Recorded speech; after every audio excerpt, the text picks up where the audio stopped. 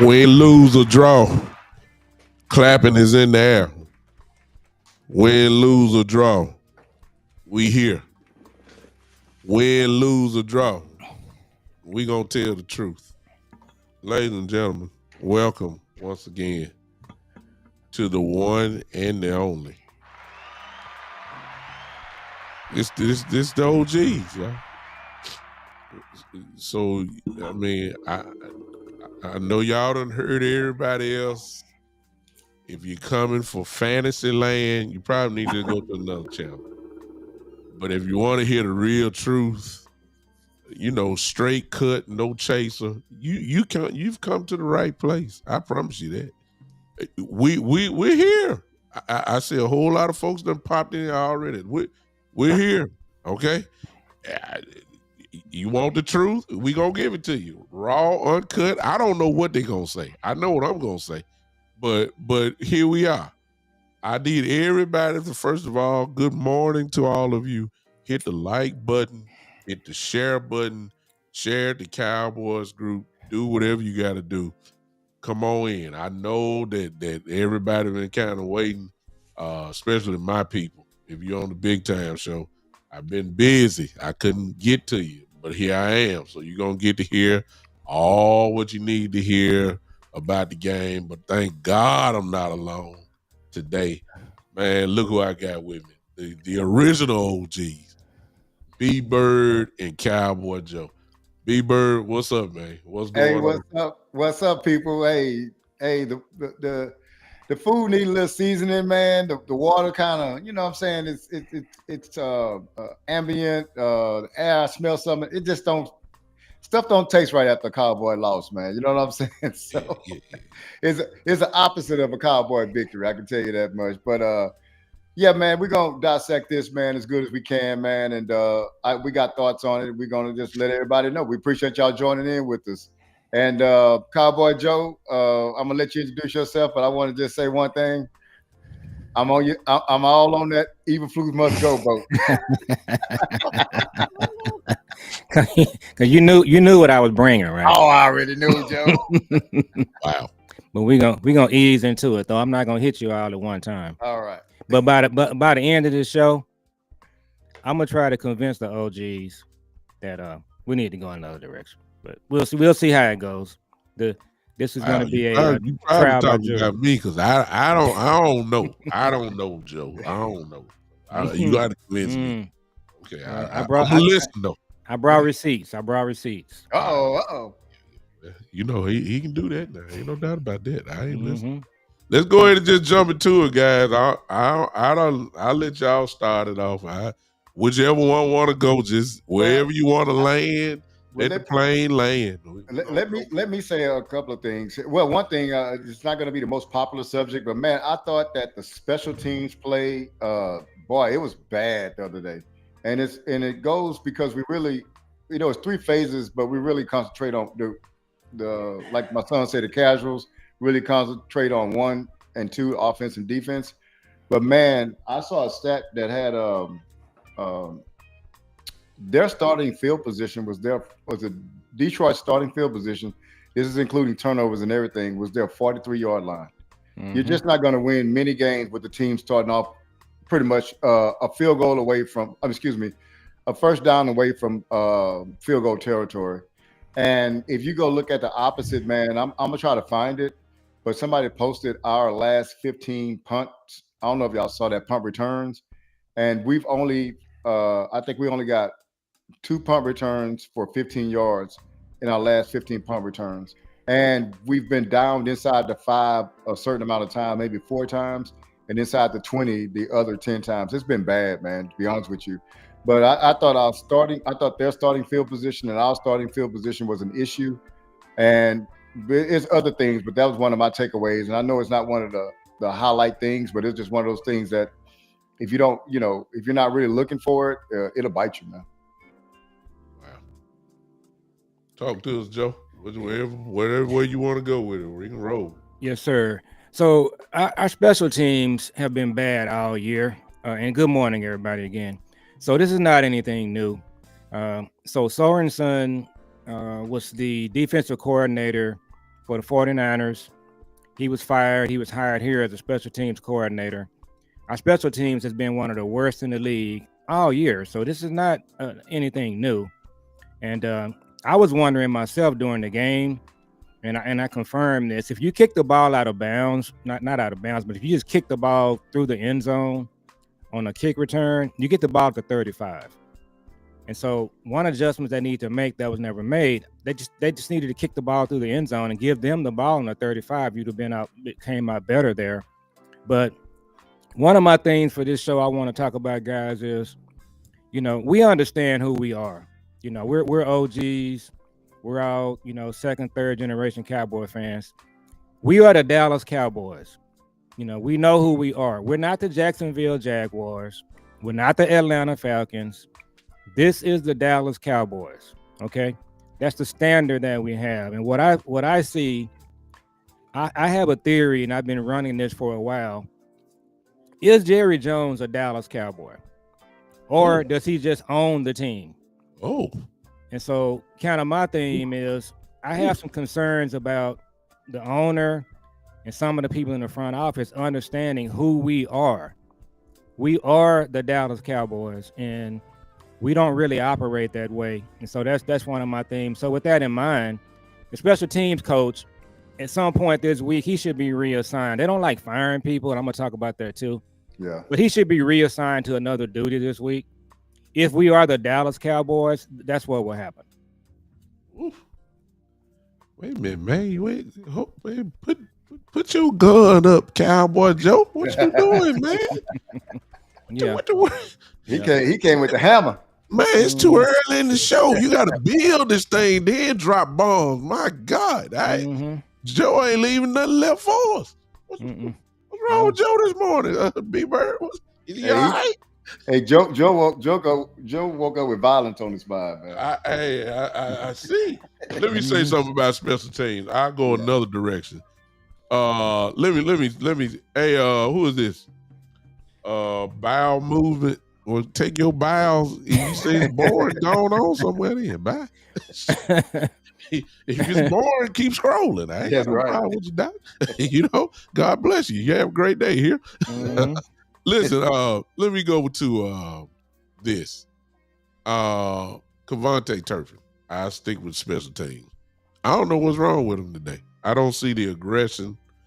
I don't see the dog that I saw the last couple of years. I think he's fell in love and, you know, possibly reading his own press that he's an all-pro. He's a, you know, supposedly the best kick returner in the game. And he just does not have, the eye test. It just does not look the same to me. And maybe that's the reason why I thought at the beginning of the year that with the new kickoff rule, I knew that the way teams were going to kick the ball, that he would have so many chances to make an impact in the game. And, you know, for teams that, you know, previous before the new rule, they wouldn't even kick to him. Because if you did, you know, if he didn't, he was going to hurt you eventually. I don't remember where he's hurt nobody this year. Not one return, not one punt return. I just don't remember an impact play. And I thought he would be just as deadly as Aubrey was. That when you see Aubrey, you know, teams are scared of Aubrey now.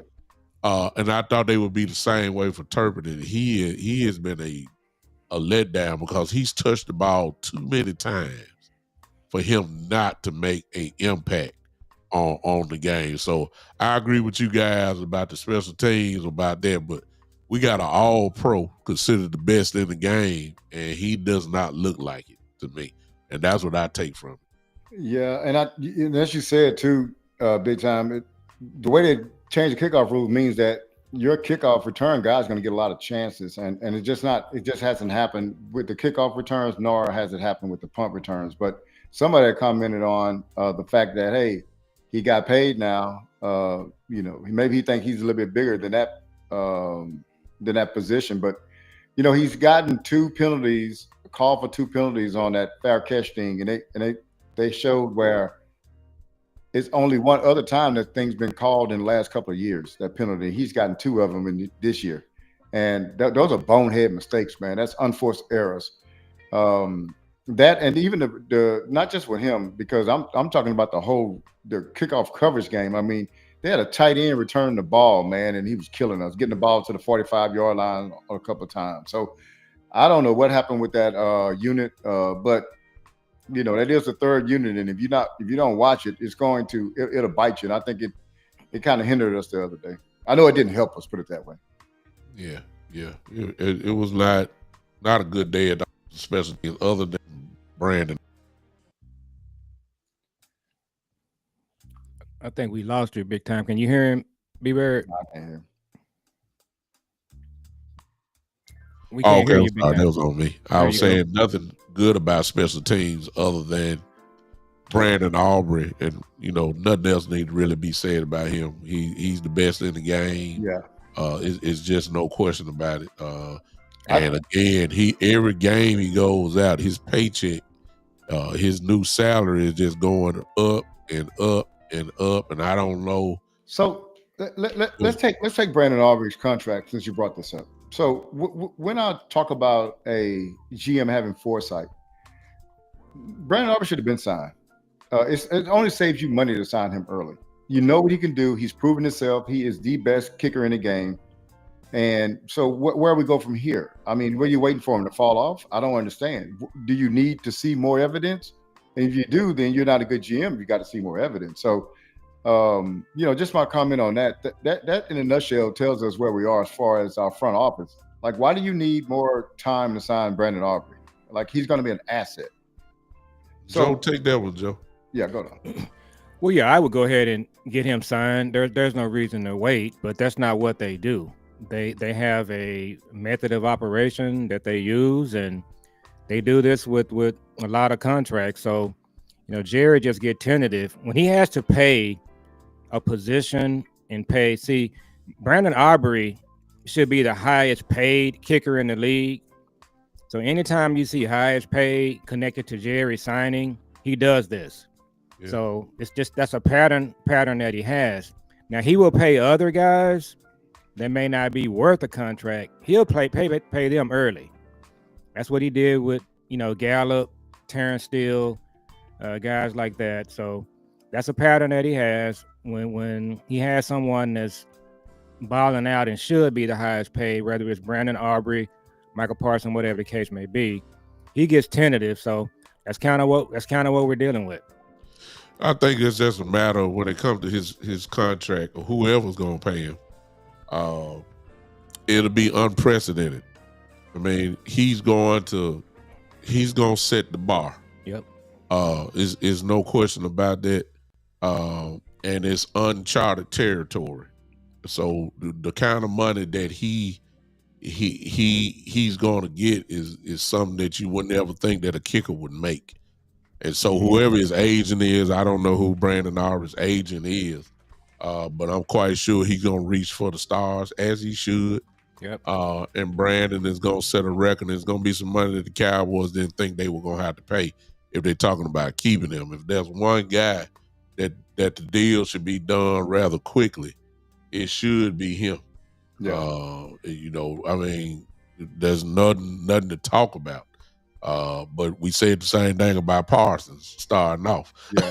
So we saw how that ended up. Yeah. But I don't think it's no question about that. So, but I just wanted to give credit to Aubrey. Yeah. Anything past the 50-yard line, you just about can say, chalk it up. It's going on the scoreboard. That is a tremendous weapon to have. And that's why they were going for some of the play calls, which I'll get into later on. And I know we don't want to spend a lot of time. Okay, go ahead, B-Bird. I see you. So I guess I wanted to get on see what y'all thoughts. I'll give you my thoughts about the defensive struggles.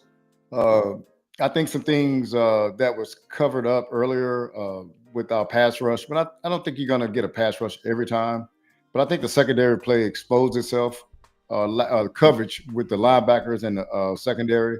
I think it exposed itself Thursday night. And I think that was pretty much our biggest shortcoming. We just couldn't really get to the passer. And when we couldn't, it just kind of exposed some people in the secondary. I think it exposed a need there as far as talent is concerned too. But I think our defense kind of went back to where they were the first 4 or 5, 6 weeks before we made the trade, where we was getting 40 points put on us regularly. I think we kind of went back to that mode. And just to be honest with you, that's where the Eberflus thing with me, I'm kind of leaning to the side of, because I was always on the, hey, give more talent, let's see what it does. Well, he has the talent, and I'm still seeing 40-something points being put up on him. So at this point in time, man, I just think our defense let us down the other day, and I think it was mainly the secondary. That's just my opinion. I was going to see what you guys thought. I'm gonna let Joe, because Joe's swinging hammers over there. I know he's gonna go crazy with this one. I'm gonna get out the way. Go ahead, Joe. Lord have mercy. So a couple of things. I saw a couple of stats where, so the first part of the game, he was bringing pressure, and he stopped. We are talking about Eberflus. So Will Steele highlighted this. Voch Lombardi, Brian Broaddus. They said that Goff dropped back 29 times. In the 29 times he dropped back, we dialed up pressure 4 times. So the other 25 snaps, we just brought four rushers. We didn't put any pressure on him. And the other stat I saw, guys, was he threw however many passes he threw. We had one defensive back that got his hands on the ball. Just one pass breakup. And the reason that's happening is because his pass defense has the defensive backs so far away from the receivers that when the ball is thrown, our corners and defensive backs, they're not getting a chance to get to the ball to get their hands on the ball. But that's his defense. And so I just think at the end of the day, and I've been listening to Voch Lombardi a lot. Shout out to him. Voch and I are on the same page. We're just wasting time. There's no reason for this guy to be brought back. And big time, I listened to your show for years. You talked about physicality, especially in the running game. You said that the Cowboys need to be physical with running the football. You have to be a physical football team. Brian Schottenheimer talked about that all preseason and training camp. On the defensive side of the ball, we do not have a physicality type coach. His defense is bend, don't break. He will not dial up pressure consistently. He just refuses to do it.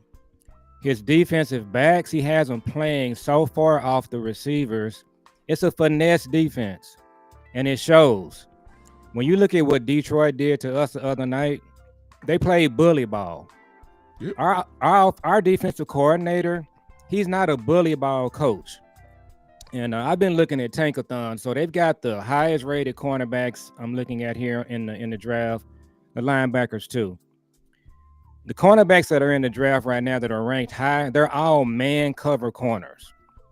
Our defensive coordinator does not play man. He primarily plays zone. So you're wasting your time by drafting these corners, but that's not what he does. And so that being said, you are always going to go back to who you are. So he for a few weeks there, he was able to do a few things to kind of disguise, what he does. But when push comes to shove, at the end of the day, he's not a defensive coordinator that's going to play attack football. There's not a physicality to his brand. And then one last thing I want to say. Now, I mentioned this before. I'm gonna shut up and let you guys talk. If you're going to be a coach, head coach, defensive coordinator, or offensive coordinator, you got to be one or two things. You either have to have a really good scheme, like Steve Spagnuolo, Vic Fangio, Vance Joseph from Denver. They just have a good scheme. The other thing you got to be a fire and brimstone, a leader of men type coach where players want to run through the wall for you. You get them fired up to play. Eberflus doesn't fit in either category. He doesn't have a good scheme. He doesn't. Let's just be honest. And he's also not a leader of men. Guys don't want to play for him. They don't want to play hard. So that is your problem. And I've been hearing this thing the last few days about continuity. I'm going to come back and talk to you about this continuity thing we're hearing, because some of these folks are saying, well, we don't need to get another defensive coordinator because of continuity. So I got something on that when we come back around. Well, I'll make it. I ain't gonna disagree with nothing nobody said. I'm just gonna add to it, and I'm going strictly by the eye test. When we first started out, like Joe just said, they kind of, I don't know if it was really Bliss and Osa got in.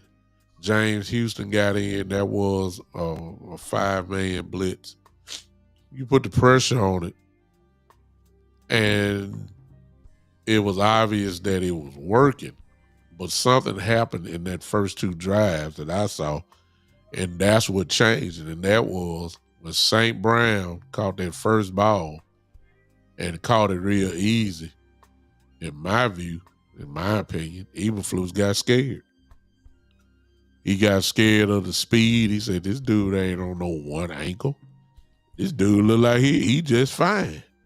And of course, at the end of the day, you see his stats where he almost had 100 yards, and then Williams was just as quick and all that stuff. I believe he got scared. I believe he knew that his cornerbacks could not do anything, that he wanted to drop 7 and try to, make windows for golf, and got off of the blitz because he got burnt real quick. But he got burnt either way it went, zone or man. I just really believe that was the case with him. I didn't like none of the things. The other things that happened it's like I said right before the show with B-Bird, that coaching matters. Detroit, man, just really just imposed their will on us. But that go back to the physicality thing. I mean, we got beat up on the defensive line. We ain't got to the offensive line, but we already know what happened there. We got bullied. Yeah. If you get beat in the trenches, you gonna get beat everywhere else. It really just that simple. What they did, man, they said on defense from at least while we were on defense, they said, okay, we got backup linemen. Our best option is Gibbs and Montgomery. We are going to run the ball because we're going to stay true to our identity. But we know the Cowboys got this great middle up front. We don't know if our guys can really block them or not, but this is what we're going to do. We're going to run jumbo the whole game. We're going to run 2 tight ends, 3 tight ends. We're going to double down. And we're not going to let Quentin Williams beat us. We're not going to let Kenny Clark beat us. We're going to double them. And if either Rock who beat us, so be it. If Sam Williams beat us, so be it. But we are not going to let the middle beat us.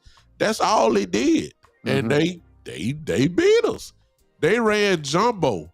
And we thought we could look. We said, oh, ain't nobody, before the game, I said, man, ain't nobody getting nothing up the middle. Ain't nowhere in the world. Man, they ran up the middle when they wanted to. Montgomery, missed tackles, breaking tackles. Just Gibbs, he really didn't kill, but they simple counteract, swing the ball outside for the pass. Just simple football. Your linebackers can't run. Kenneth Murray looked like he just lost. Just horrible.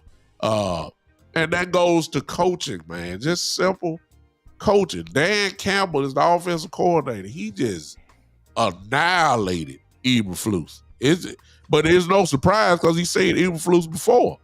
Let's not forget that. He's been in Detroit, Eberflus in Chicago, so he already knows how to beat Eberflus. He was whooping them at Chicago, so it ain't nothing new. You know what I'm saying? So it's really a matter of coaching. That's what I saw. Just simple schemes to counteract what we wanted to do. And we didn't impose our will in no shape or form at all. So once you give golf time, you got these cornerbacks, Bland. Oh my God, what happened to Bland, man? Come on, man. I already know Revel was in trouble. And that's the other thing. Now I'll pass it back. Forgive me for my sciences, y'all. But look, when you see Revel getting beat by St. Brown, why are we still going one-on-one? Why are we putting safety here? This macho play calling just don't work. If your cornerbacks are getting destroyed, hey, get out of that. He can't guard them one-on-one. It just don't make no sense. Revel was getting torched. Yeah, everybody was. It's just that simple. And I'm like, okay, why are we still going man to man? Why is Bale? Why is Bale going one-on-one with Jameson Williams? What kind of sense do that make? I don't understand that. You got to go according to it, but that's really all I got. We just got our coach, man, and we got our physical. And once you get that done, you get 40 points put on you. It's just that simple. So with Revel, man, me and Sky had a conversation about Skywalker still. Shout out to him. We had a conversation about that, and we both agreed that and this was before we even got Quentin Williams, that we felt like they was trying to rush Revel back. And at some point you saw the video, you saw that Diggs was way ahead of Revel. And where Revel came from with the injury, man, I just think that, to me, it'd have been a wise thing to redshirt him and just say, hey man, look, take this year off rehab and come back next off season. We're gonna put you in full gear. But I think what you do to a cornerback when you bring in a guy that's not really fully back, which I don't think he is. I think we can all agree that he's not fully back. But he's playing. It's hard enough for a rookie to make the jump to the NFL, playing against NFL wide receivers and quarterbacks. It's hard enough. But then a guy that's hurt, you run the risk of messing up his mental, right? His confidence, and that's a cornerback has to have confidence. So Revel didn't look good out there. And there was some plays where I think he fell down at and they just didn't complete the pass, and it would have been even worse. But part of that is, I think, it's the Diggs saga. And they're going to have to figure this thing out, because if he's ready to go, and they said he was ready to go for Thanksgiving, even before Thanksgiving, maybe. And Thanksgiving, he's supposed to be ready to go now. So it tells me that physically he's ready to go, but I think they're holding him back. There may be some with Eberflus, because I know they had some kind of back and forth during the season.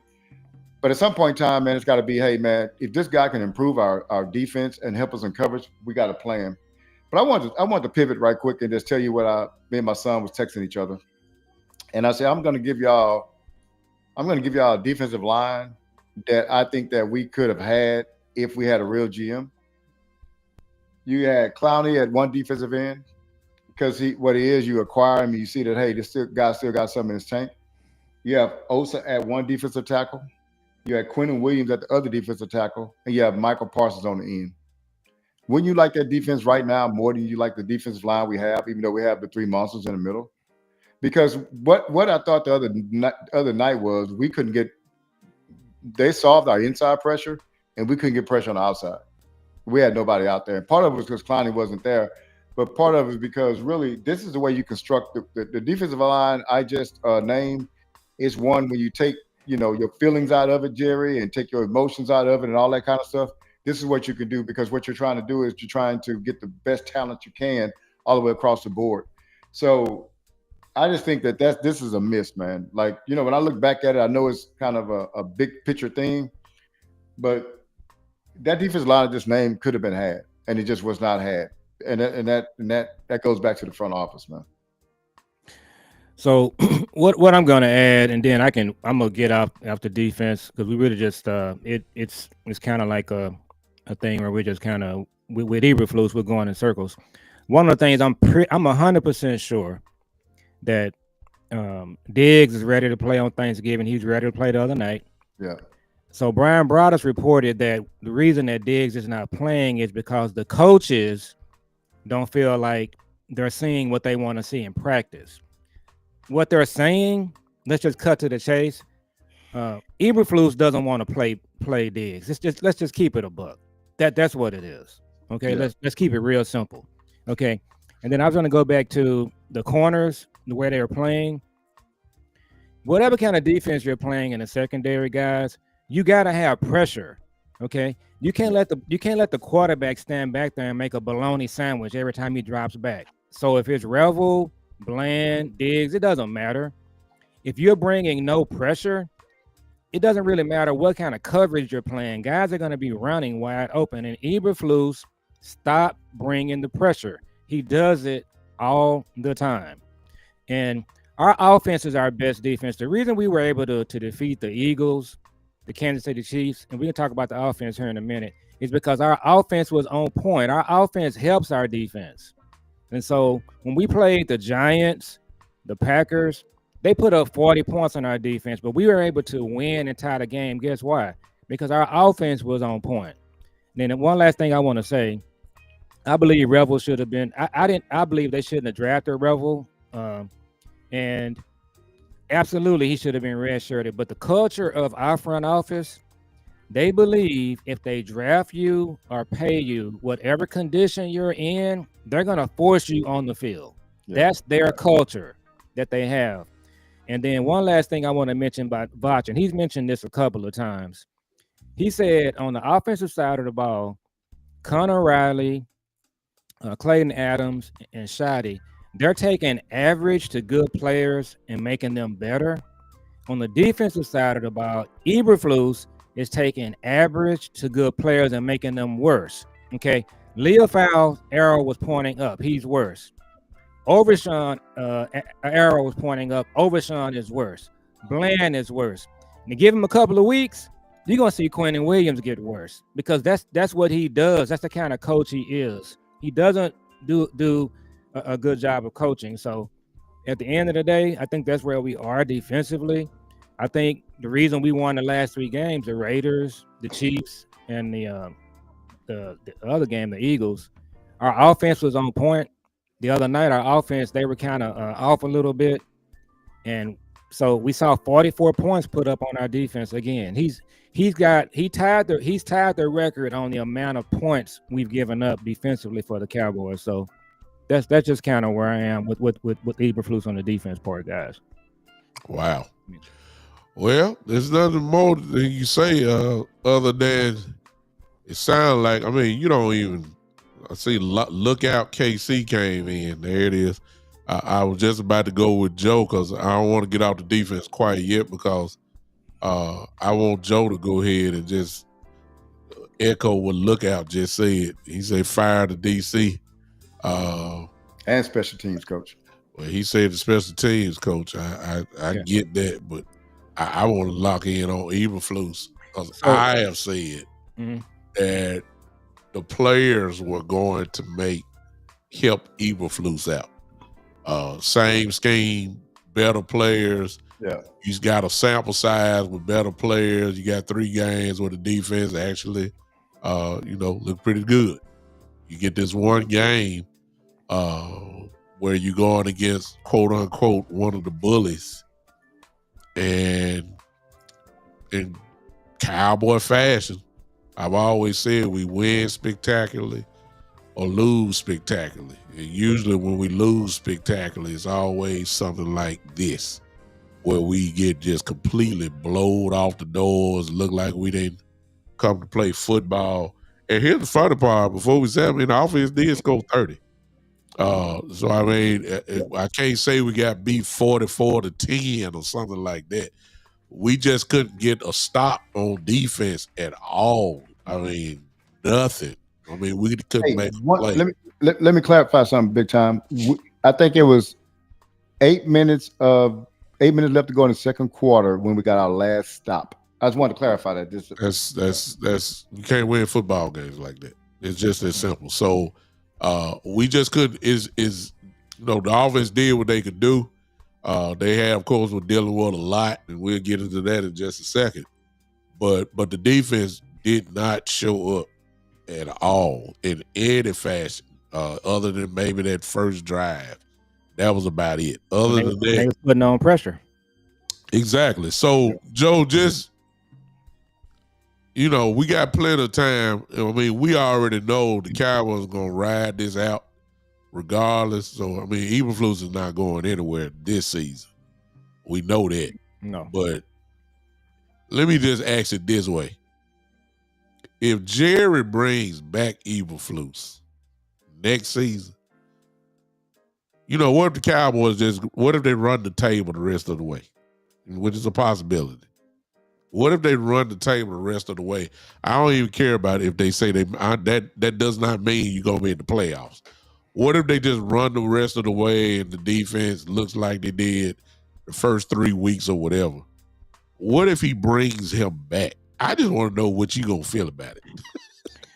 Well, so let me say this. And so we've seen some of the people in the front office and some content creators talking about continuity. There's this concern that if we change defensive coordinators, we're going to have our 4th change in the last four years.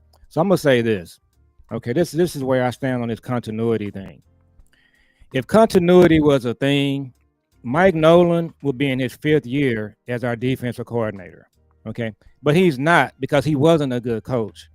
If continuity was a thing, the Cowboys had an offensive line coach, and his name escapes me, a couple of years back. he was so bad they fired him during the season. If continuity was a thing, him, that guy, he would still be here. Mike Solari was our offensive line coach the last couple of years. He wasn't good. If continuity was a thing, Mike Solari would still be our defensive coordinator. And then finally, if continuity was a thing, Jason Garrett would be in his 15th year as our head coach. But we moved on from all of those coaches because continuity didn't make any sense because they were not good coaches. So I'm just not falling for this continuity thing. I believe you gotta take a honest look at where you are.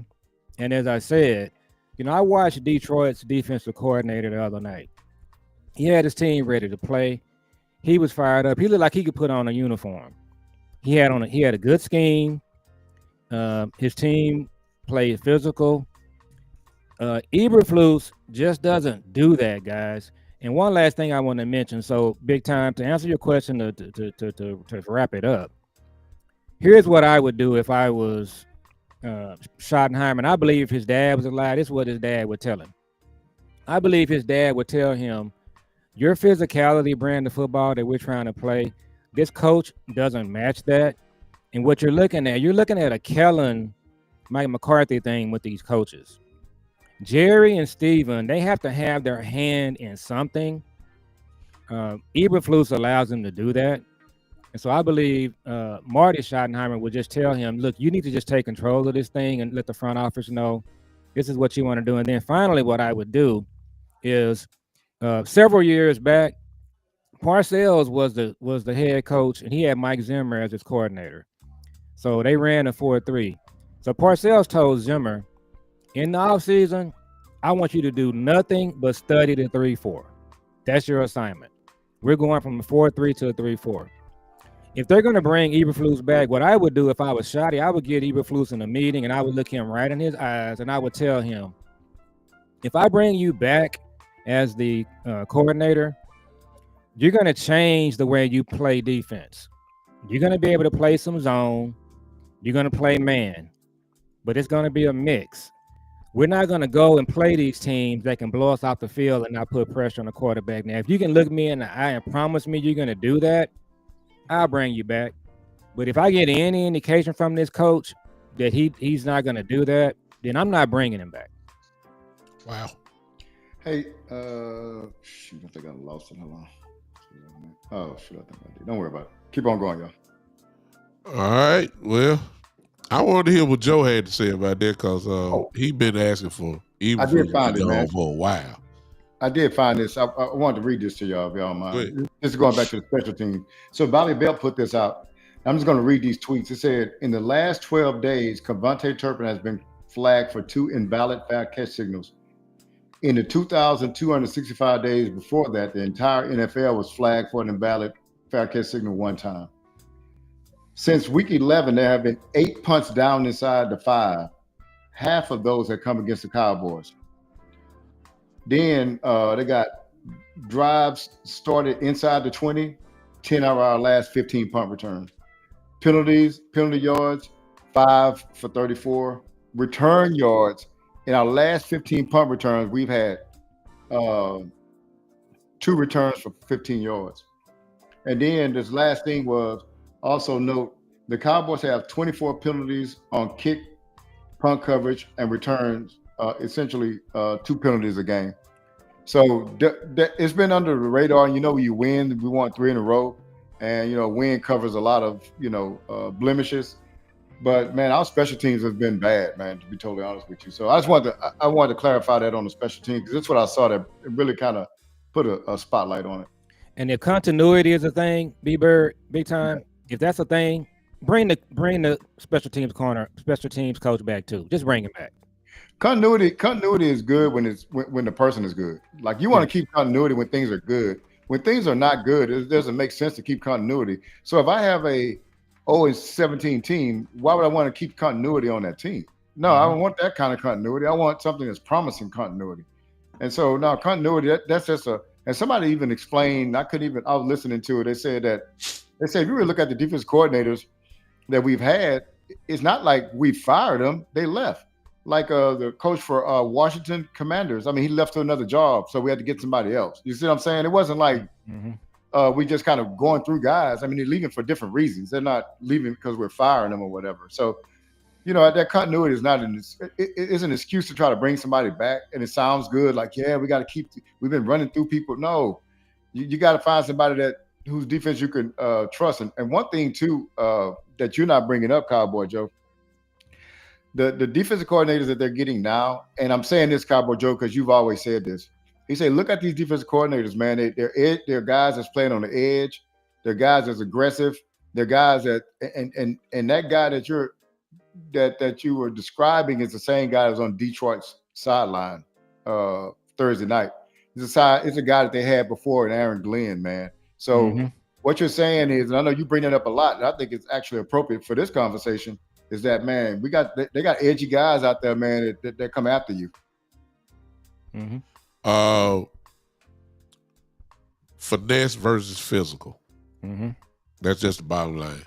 And you can tell by the way we play. If you want to go on defense, Eberflus started off physical, first drive. Then he went straight finesse. Yep. He didn't nothing that would, no play call that would force you to impose your will on somebody. That's not what happened. And you get 40 points put on you.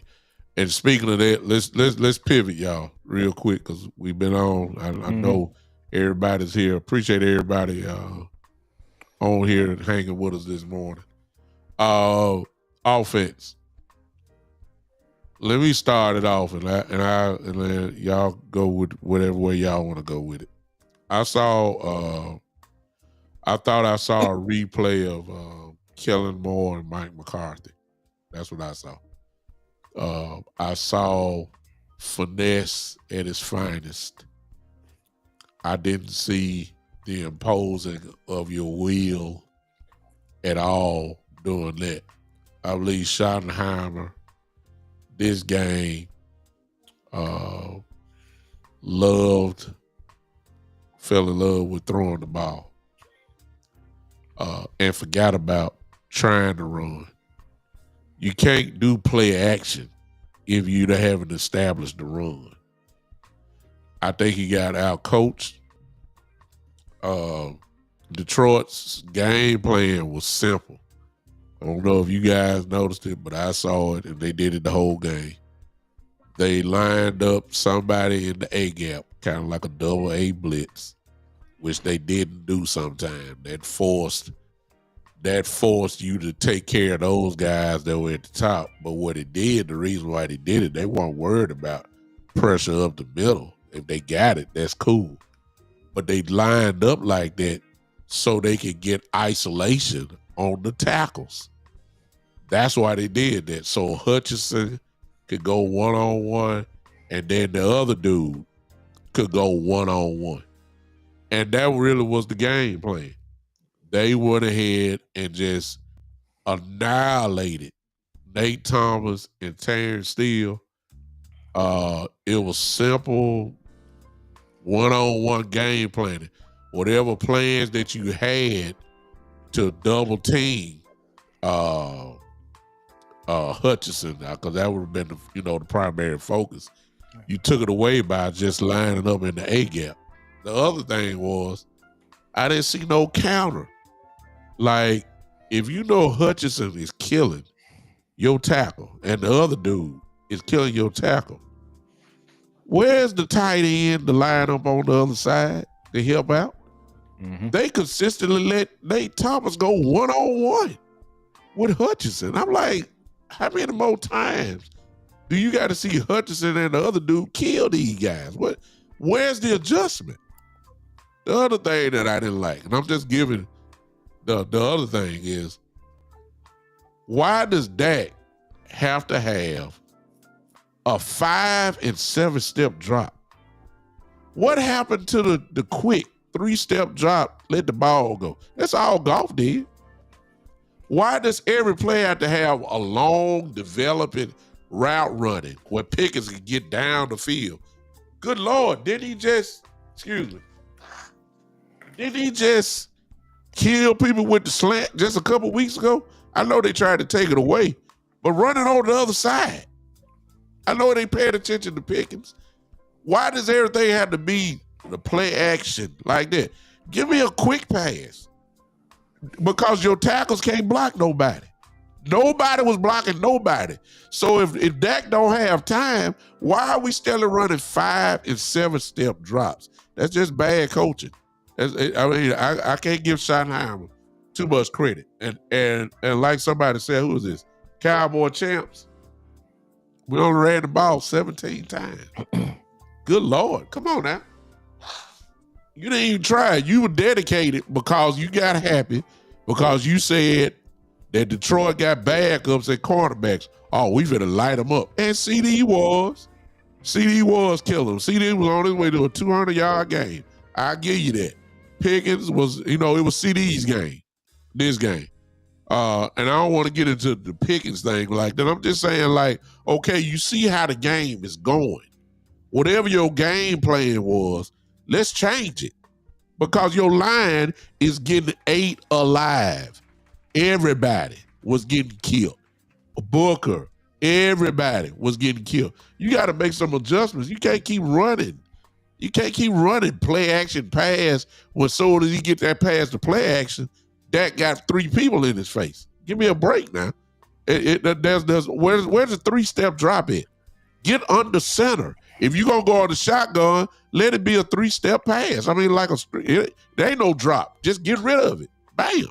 And that's the part I didn't like. We just got out-coached. Y'all may have said something else, but that's what I saw. Go ahead, B-Bird. Well, one thing, too, I got in my notes that I took after the game. I think this is a game we kind of missed Guyton on, right? We could have used him out there. A healthy Guyton probably would have helped us out a little bit more.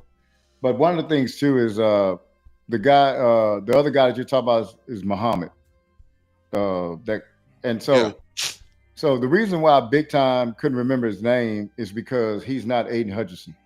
But you know what Muhammad did? He got 3 sacks the other night. That's crazy. He should. There's no world where Muhammad should be getting 3 sacks against us. So I just thought, so I'm gonna go into it. I'm a big Pickens fan. I'm probably the biggest Pickens fans out of all 3 of us here because I liked him come out of college. I wanted us to draft him come out of college. It just didn't fall that way. No fault for our own. He went a little bit earlier than I thought he would. But I even wanted Mingo because I thought he was kind of a Pickens clone. So when we were able to get Pickens, man, I was really excited because I understood what he was going to bring. I understood the downside of him as far as, he has this thing where, he's kind of volatile. But I've seen volatile receivers here, Michael Irvin and Dez Bryant, and we done well with them. In the Michael Irvin era, it was okay to be that way. They allowed him to have a positive effect on his team. Dez Bryant, we were more corporate. They didn't like that so much, so they tried to tame Dez. But the thing I didn't like about Pickens is because he brought negative energy the other night to the game. I thought he brought some lazy routes, some disengagement, and things of that sort. And when CD went out, we really needed him to step up, and I was disappointed in the way that he did not step up. If some not like I think they had the deep pass where Dak threw it and it was kind of off a little bit, but the off part was I don't think that Pickens made a real good effort to try to go to the ball.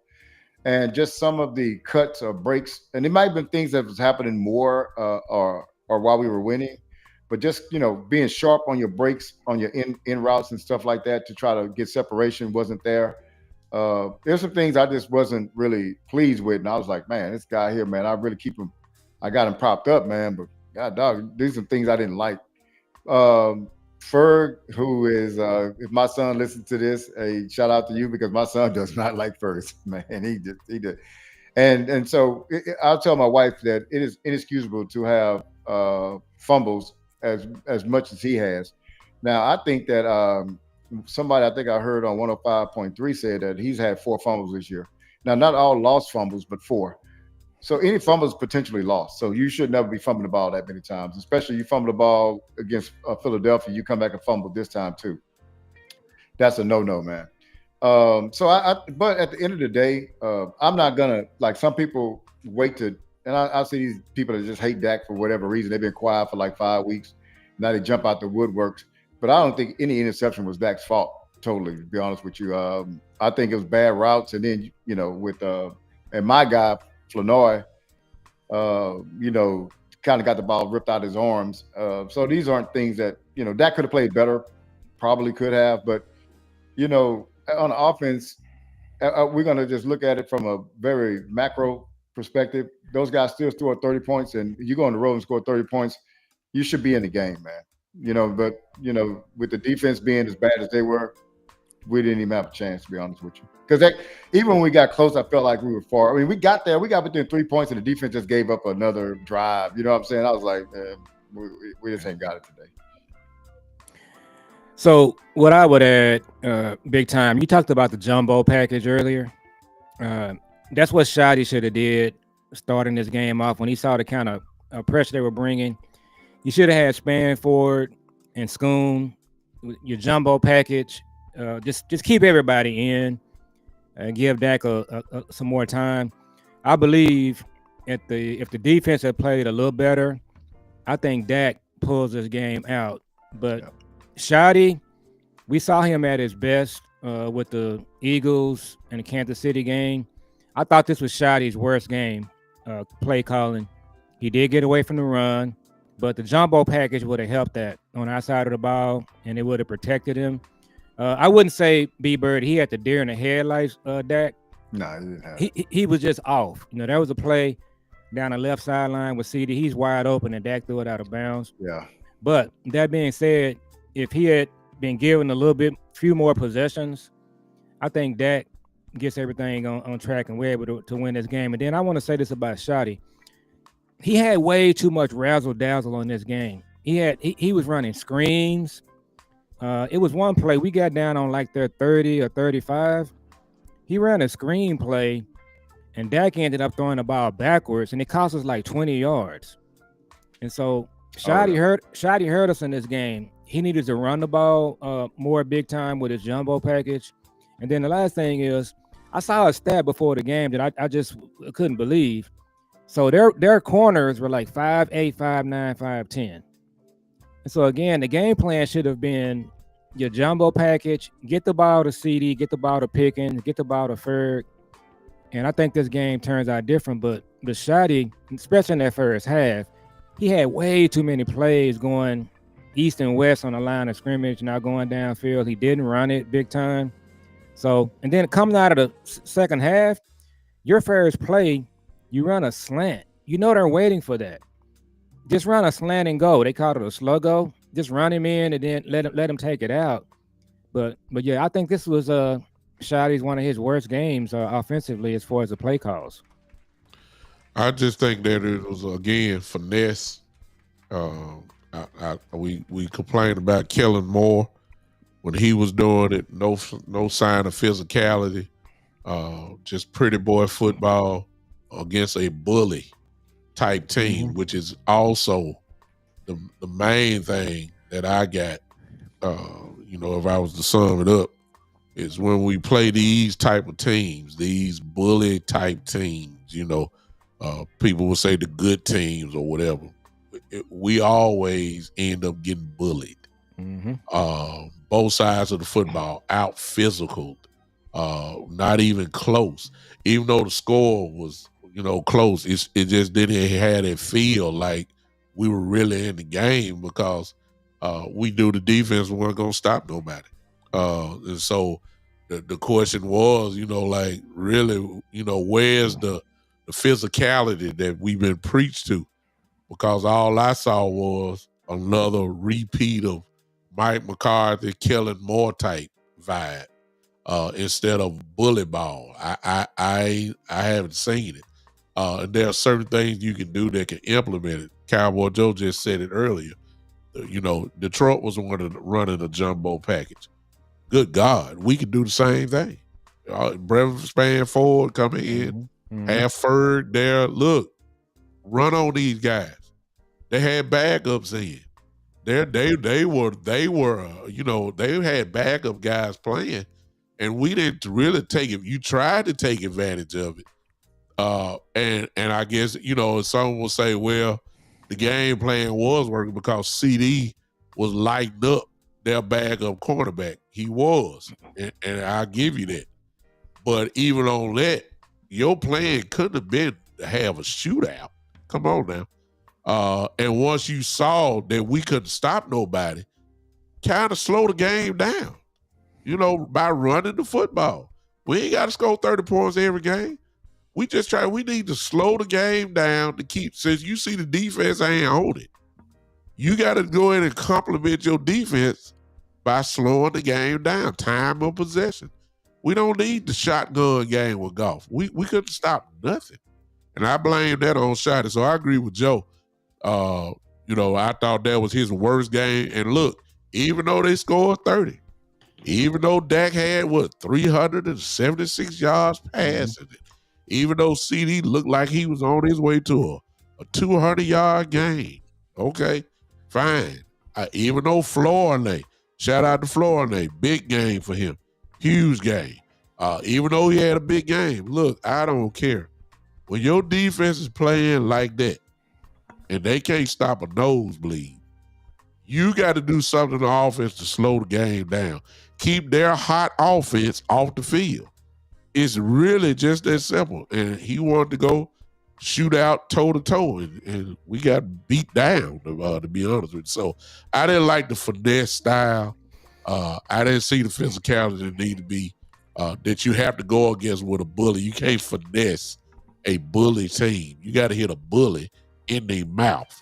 That's something that the Cowboys have not done in the McCarthy era, in the Jason Garrett era, and even now when we go against them, I saw the same finesse approach, and we not. I hate to say it, but we look soft.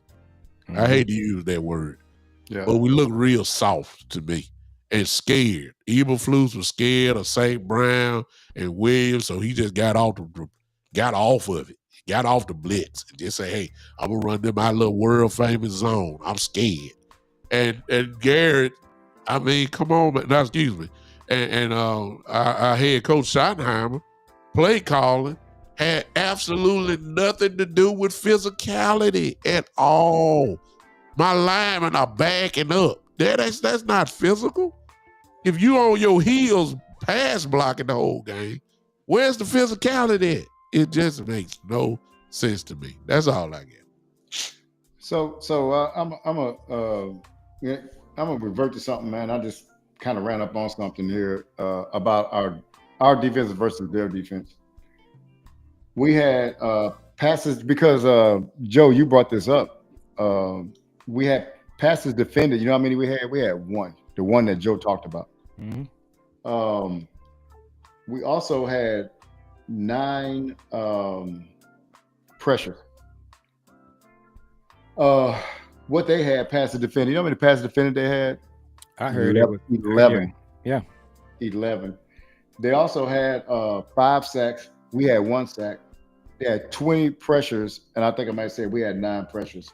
And they had 3 turnovers. So if you look at it, that's the difference in the game right there. Their defense just played better against our offense, and our offense played against their defense. They made plays, man. And the 20 pressures was a season high for Detroit Lions. Because if y'all recall, they kept saying and through the watch column that the last 3 or 4 games they hadn't been able to generate pressure. What they did it this time. And so let me throw something on that, Joe, before you go. Mine real quick.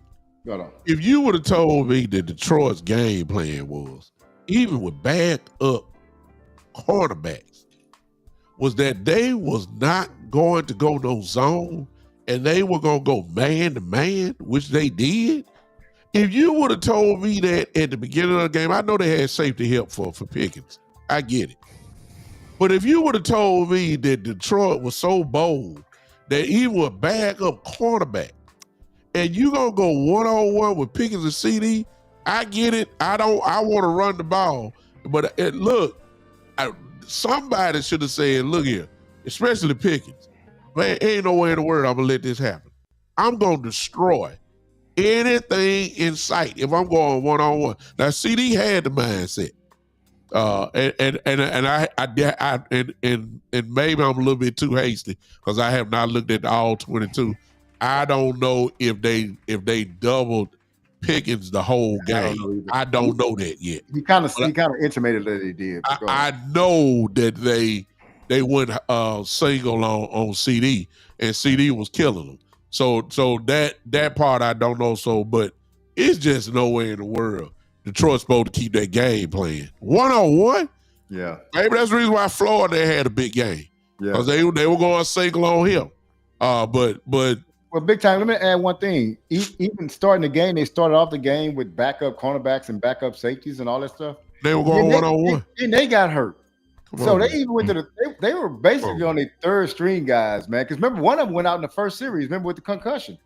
Come on, man. I was like, boy, this, not wishing for anybody's injury. But I said, this bodes well for us, because they got to bring in a guy that's not even the backup behind. He's the backup behind the backup.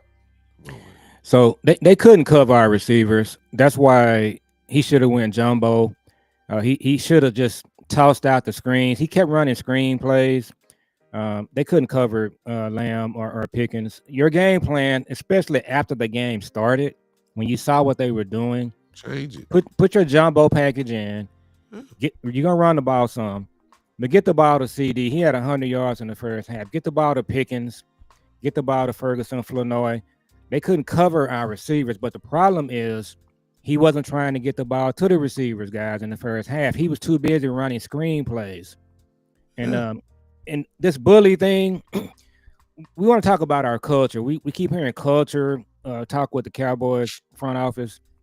If I'm Jerry and Steven and Will McClay, at this point, we might need the grandkids to get involved because I don't really know what's happening with the front office.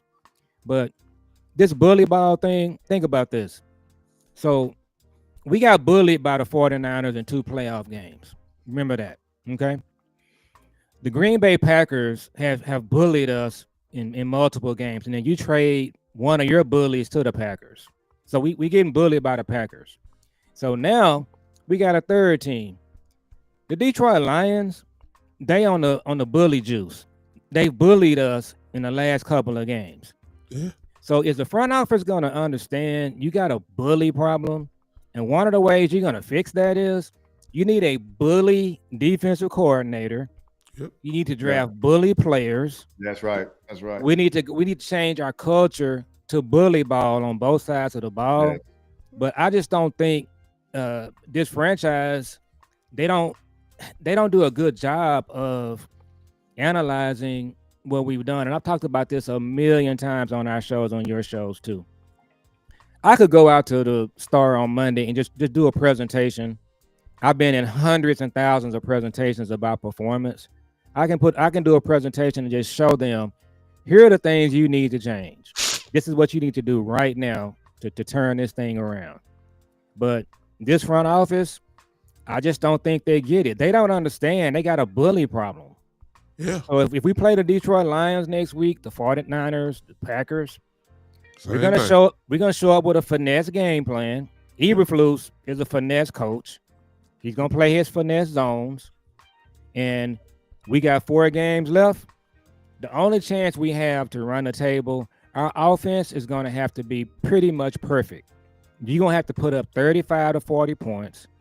You will have a chance to win every game because on the defensive side of the ball, you better understand that your defense, they're liable to give up 35 points coming off the bus. That's what we got. No question. So speaking of that, we'll close with this.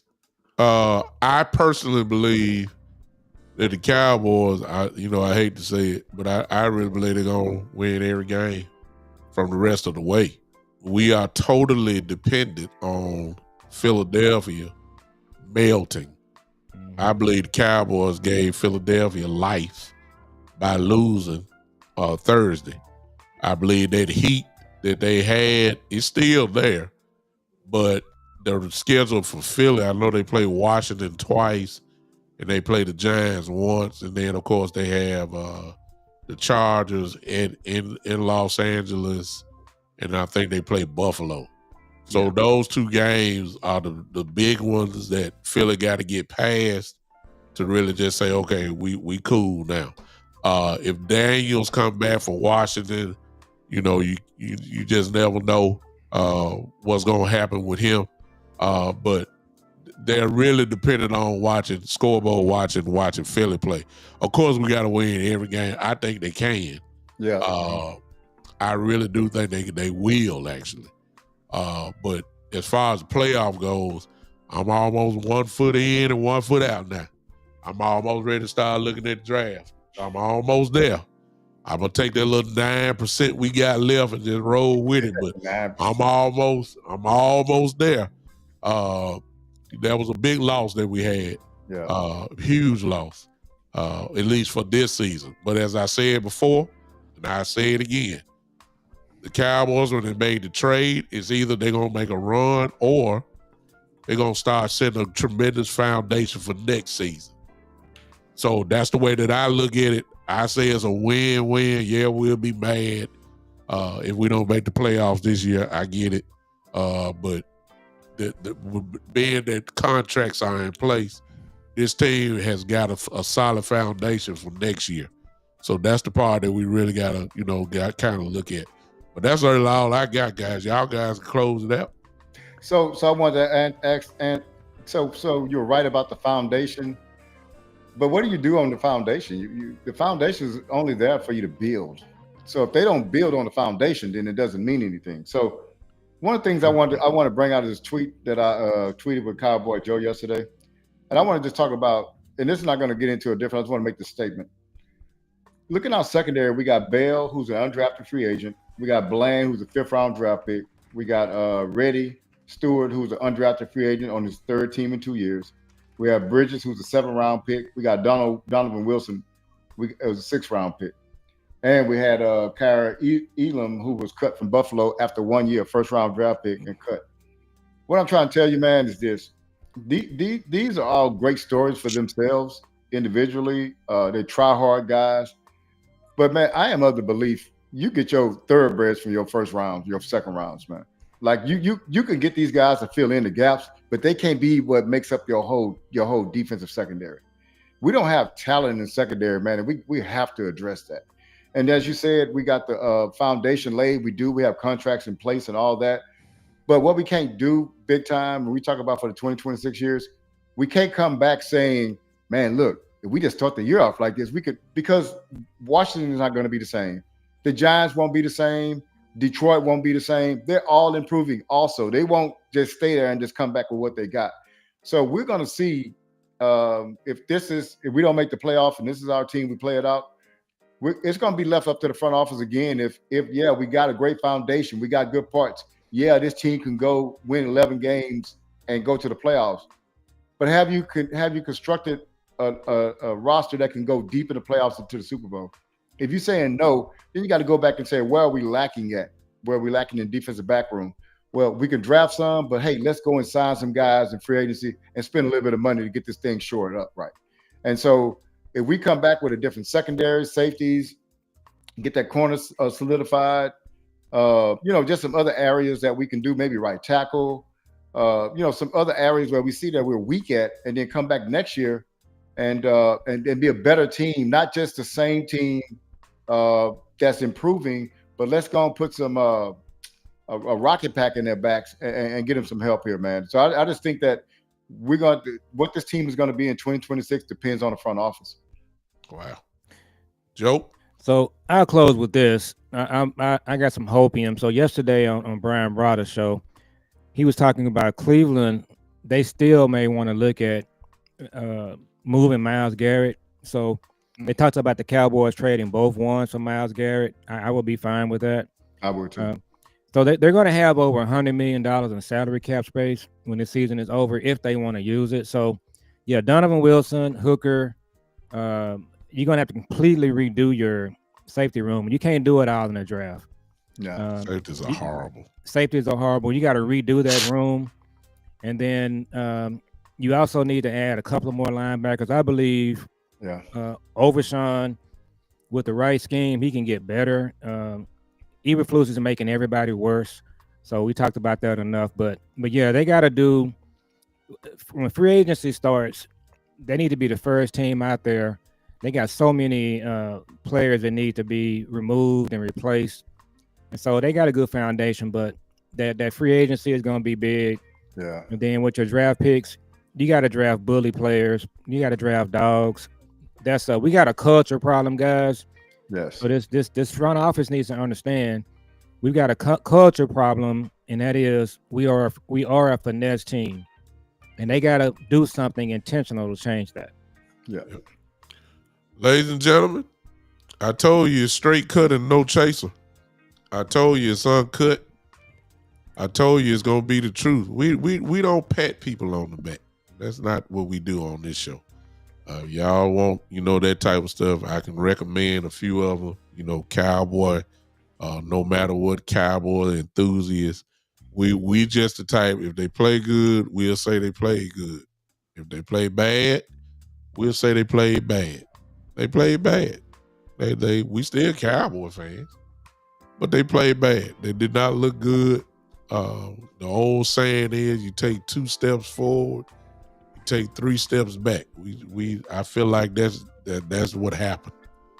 We took 3 steps back, so we back at square one. The defense can't stop nothing. The defense give up 30 plus points. Offense scoring 30, but the defense gives up much more.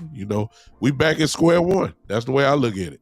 Of course, they got a chance to get it right against the Chargers. The Vikings. I'm sorry, coming up.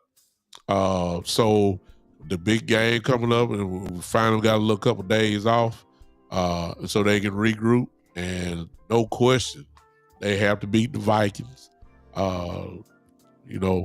We make bad teams look pretty good, decent, whatever. JJ McCarthy ain't done nothing all year, and we don't need to make him a superstar. Yeah. You know what I'm saying? Just like B Bird said, Detroit has struggled the last 4 weeks. Here come the Cowboys. They just about played the best game. Unbelievable how everybody gets up for us. But we have to match that intensity. How do you match it? Sometimes it's simple as, hey, we're going to hit you in your goddamn mouth. Yeah. Physicality. You can't, this is not Madden on PlayStation. Sometimes you got to put your foot in the ground and say, we finna hit, we're going to go right here. Yeah, right there. And we going to tell you we coming right here. Stop us if you can. That's really what it's all about. And until I see that, I think Cowboy Champs put it in the thing. 17 carries, man. Yeah. Bully ball means we're going to run the ball, 24, 25 plus times in a game. That's what that means. You got this good offensive line that can run block. Let them do what they do best. It's just that simple. Hopefully they get it together. Ladies and gentlemen, thank you guys for hanging with us. Hit that like button as you go out. B-Bird, of course. Tell them where you at, B-Bird, and Cal will just follow it up. Yeah, I'm B-Bird Cowboys on Twitter and on YouTube. So y'all check me out when y'all can. I'm more active on Twitter than I am on YouTube at this time. But y'all check me out. I appreciate y'all stopping in too. All right, and I'm Cowboy Joe. You can follow me at Cowboy Joe 64 on Twitter. And our channel is called Father and Son, Cowboys and Sports Talk. I do a show with my son. So check us out on YouTube, and appreciate you guys joining us on this Saturday morning. Appreciate y'all. And of course, this is the Big Time Show, and simple. Just go to that wherever social media platform. Just search out the Big Time Show and look for this face here, and you should be good to go. Turn on those notification buttons for everybody so that you'll know when they come on live. And we'll do it again. Usually our day is on Friday, but we had some things we had to do, and so we came early this morning. But we'll probably be back with you guys next Friday at our usual time, Friday evening or something like that. And until then, ladies and gentlemen, man, I appreciate everybody. Thank you, Miss Hankins. I see you. Thank you for the compliment. I'm quite sure the brothers appreciate that. Yeah, thank you guys for hanging with us. We'll see you again next time. This has been the Cowboys OG podcast with B-Bird Cowboys. And, of course, the one and only Cowboy Joe, my frat, my new brother. So let me throw that in, too. I can't let that go. That's my frat down there, so you know how it go. We'll see you guys next week. Until then, ladies and gentlemen, we'll holler at you. Thank you so much. Have a good